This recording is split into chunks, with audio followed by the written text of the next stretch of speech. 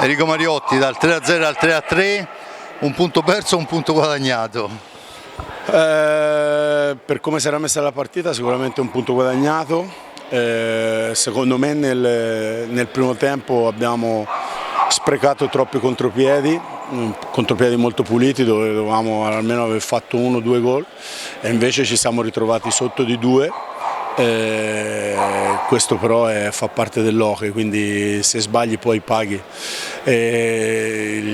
Addirittura il terzo gol in quel modo, subito all'inizio partita, ci ha proprio lì per lì tagliato le gambe. Messa male la partita siamo stati molto bravi poi a non subire più, a recuperare tante palle, a difendere molto bene, dare una pressione giusta e sfruttare le occasioni che poi abbiamo avuto nel secondo tempo, che ci ha permesso chiaramente di portare via un punto contro una squadra giovane però di qualità che ha fatto e sta facendo molto bene.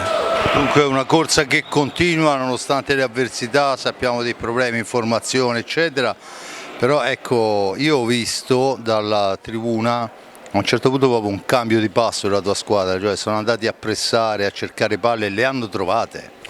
Sì, indubbiamente dopo le feste di Natale, quando ci siamo ritrovati dal 27 dicembre, non è stata semplice arrivare ad oggi perché diciamo, un giocatore ha deciso di andare via.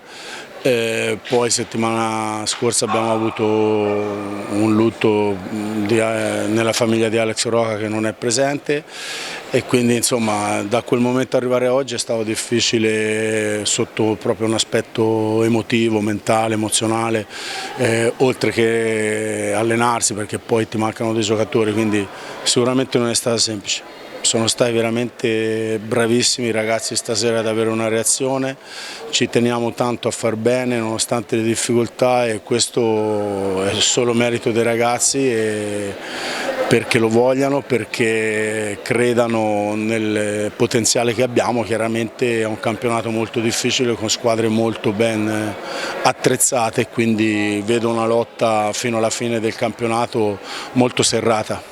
Bene, io ti ringrazio Enrico, alla prossima. Grazie a voi come sempre.